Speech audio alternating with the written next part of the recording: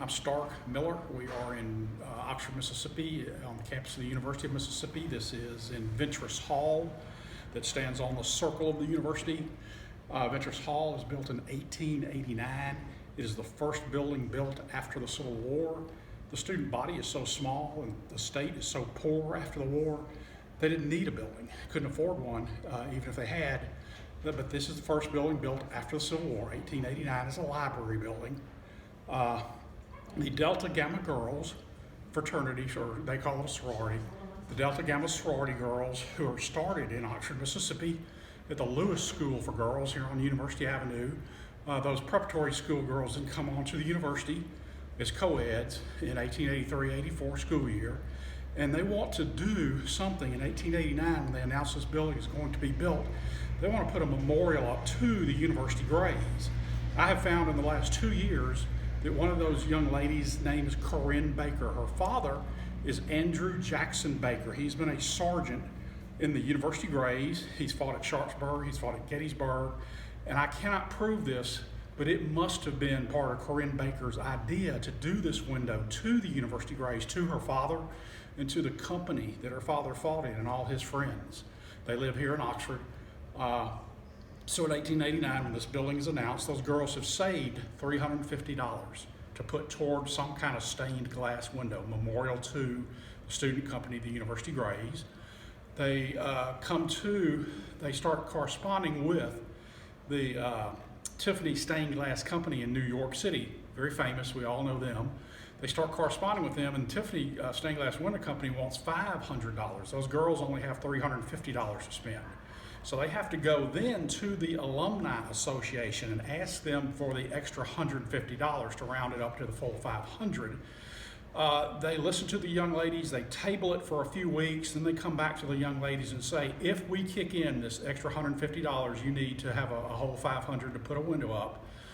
We're going to insist that this window is dedicated not just to the University Grays, but to all the university students who went and fought in the war. The girls don't have any chance or opportunity. They have to agree to that, so they do. So technically, this window is to all the university students who fought, but in reality, those girls meant it for the University Grays, and as you'll see here in a minute as I explain the three panels to you, it does portray the University Grays, not just all the students from the university in the war, but it portrays specifically the University Grays. The Delta Gamma girls put their symbols into the window. Down here you have the anchor, which is a symbol for Delta Gamma sorority, and you have Delta Gamma on it. They are the Psi chapter, and on the anchor chain you have the Psi symbol. They are the Psi chapter of Delta Gamma.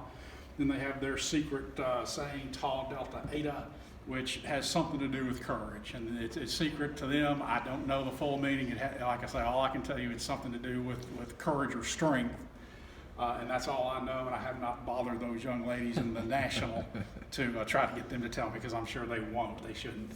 The three panels are fairly self-explanatory. The third one's a little tougher to understand, but the first panel is the University Grays in front of the old observatory building, which still stands here on campus.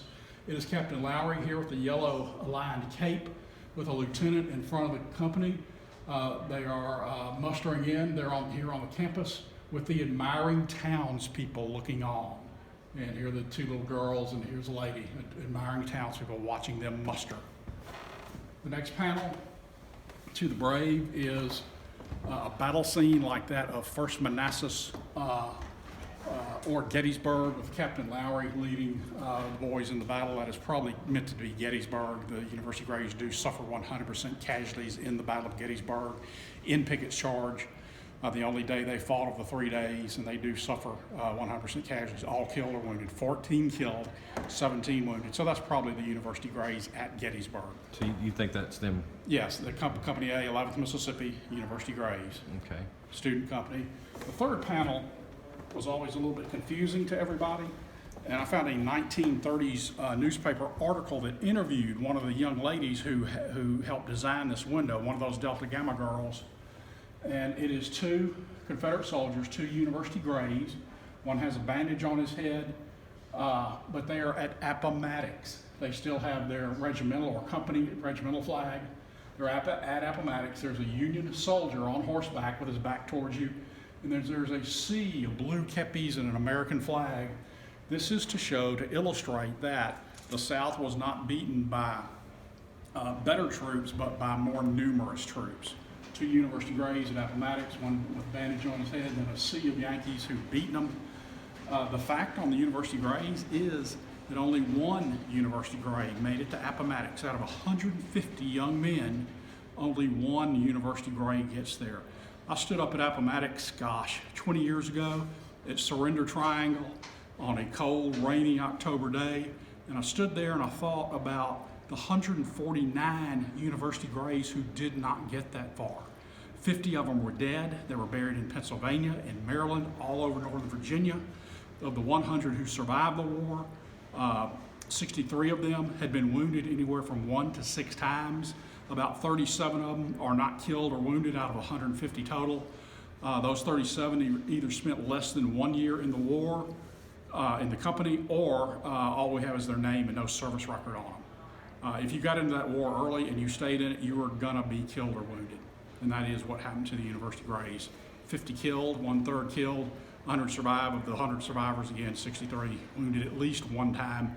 And yes, there was a University Gray boy named Daly who was wounded 6 times. Is that it? That's it.